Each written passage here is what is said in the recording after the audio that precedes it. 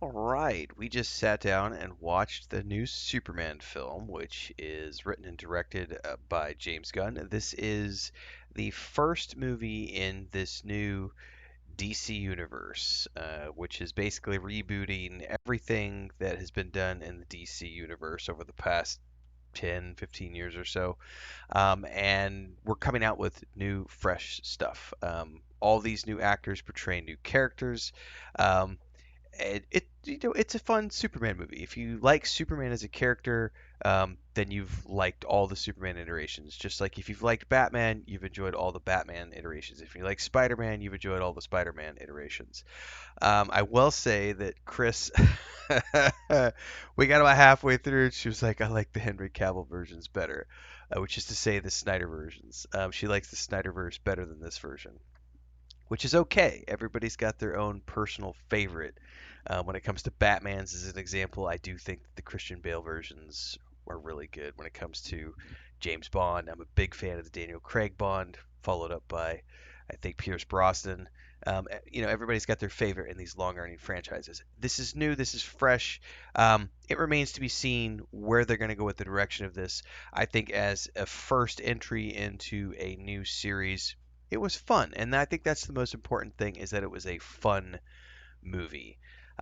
Everybody did a good job in their respective roles, and I have got to say they need to give Nathan Fillion his own movie as Guy, because his Green Lantern character stole the show every time he was on screen. Big fan of Fillion, and I would love to see him have a turn at the wheel. But in any case, Superman 2025, new movie in a new franchise. And yeah, so it was interesting seeing Nicholas Hoult play. I think the most recent thing I saw him in was he did a vampire movie with Nicolas Cage. He's always a phenomenal actor in everything he does, and I think this is the first time I've seen him play like a truly, villainous character, even though this is obviously an over-the-top comic book villain character. I'm not familiar with David Corenswet, who's if that's how I pronounce his name correctly. Um, Corenswet. I've never seen him in anything before that I can remember. It says House of Cards. I don't remember his character from that at all. Um, but this is the first big thing that I really can say that I've seen him in, and he did a great job as Superman. The one thing I was really kind of miffed with is the decision to distort the, and I shouldn't say miffed. I'm interested to see where they take um, this concept of his parents, um, basically telling him your job is to go to planet Earth, govern, create a secret harem, and populate the Earth with your offspring, and dominate their species. I don't know that I can recall ever having heard of a sort of an ominous. Um, I don't, and I'm not intimately familiar with all the Superman comics and stuff, so maybe there's stuff from the comics that they pulled from. I really only know Superman from the films that I've seen over the years, um, and to a limited degree, the TV show they did, Smallville. Um, in any case, this was a great movie that introduced brand new characters playing all the roles we know and love from all of the years before. Um, the plot was fairly, it's your typical Lex Luthor wants to kill Superman plot, which is fine. I think the big thing here is this is the first vehicle in the DCU, so they're establishing a bunch of actors in roles that are going to be, they're going to be portraying these characters in these roles in quite a few films coming up. So we have, and I'm gonna have to go through the list here, essentially because the cast it was pretty big. Dameron Corenswet is Superman. We've got Rachel Brosnahan as Lois Lane, Nicholas Hoult as Les Luthor, Edi Gathegi as Mr. Terrific, Anthony Carrigan as Metamorpho, Nathan Fillion as Guy Gardner, aka Green Lantern, Isabela Merced as Hawk Girl. I had to laugh so hard as her screeching around because I think the most recent thing I saw her in was The Walking Dead, but also as Dora the Explorer, right? And it's just really really fun to see her in this character. We've got Jimmy Olsen's character, Frank Grillo, which I think it says here he reprised his role as Argus director Rick Flag Sr. for the animated DCU series, which I haven't seen.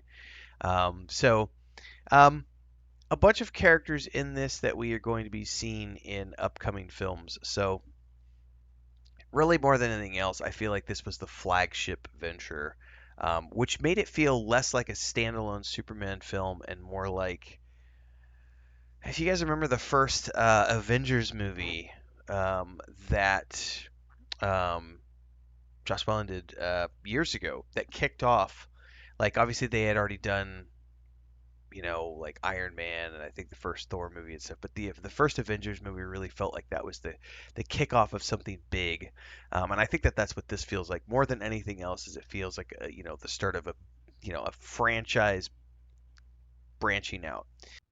Quick commercial break, everyone, to celebrate and give thanks to all of these amazing people who keep me on the air full time. Really appreciate the support. All you got to do is join as a member. You get access to private videos. You can also do super thanks on any upload or super chats and stickers on any live stream or premiere you see. And beyond that, don't forget we're multi streaming over on Twitch now, so you can support over there as well. Thanks so much to everybody. Let's get back to the video at hand. And I know that Gunn's got scripts for a bunch of stuff in the works. So it was also interesting to see Peacemaker show up, even though he was just on a talk show. If you've not seen Peacemaker, that's another brilliant entry into things, even though it's from a different perspective, not a theatrical release. Um, the introduction of the dog. I don't know that I've ever seen the dog in any of the film or television show versions before, and I think the dog is from the comics, if I'm not mistaken. And of course, we had Supergirl showing up at the very end of this. So seeing her come over from House of the Dragons, um, the new HBO spinoff show that she's been doing for Game of Thrones.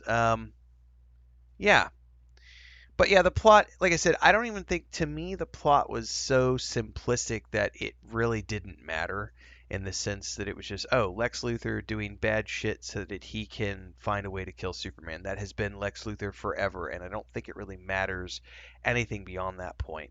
And the threat is big enough that it requires more than just Superman to deal with, and that's where we get this cast of characters, the Justice. Eventually, this will become the Justice League, but for now, they're not called quite the Justice League yet. But the beginning of this grouping of characters, which I know in the Snyderverse, also included Flash, Batman, Wonder Woman. So it's really interesting to see where this is all going to go now that they've got this out the door.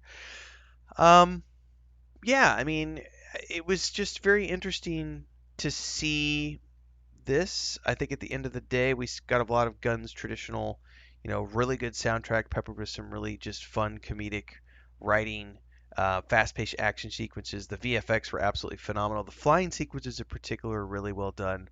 Um, I think that they, jumping kind of into 3 years into his, after he announced his, he's Superman. They're already established. His relationship with Lois Lane is already there. His relationship with the Justice folks is already there. They all know who he is as Clark Kent as well as Superman. So we're sort of jumping into the middle of his story, and you know, we'll just see where it goes from here. It wasn't a bad film. It was definitely a popcorn movie, and I'm interested to see where they take it from here. I've really enjoyed Gunn's Guardians of the Galaxy's films, I should say. He is a competent writer and director, and I had quite a few laughs in this one, and I'm really interested to see where it goes from here. Let me know your thoughts down in the comments below. And stick around because I review a lot of the films and TV shows, plus the games and everything else, daily streams at 4:30 a.m. Central on YouTube and Twitch. And we'll see everybody in the next one.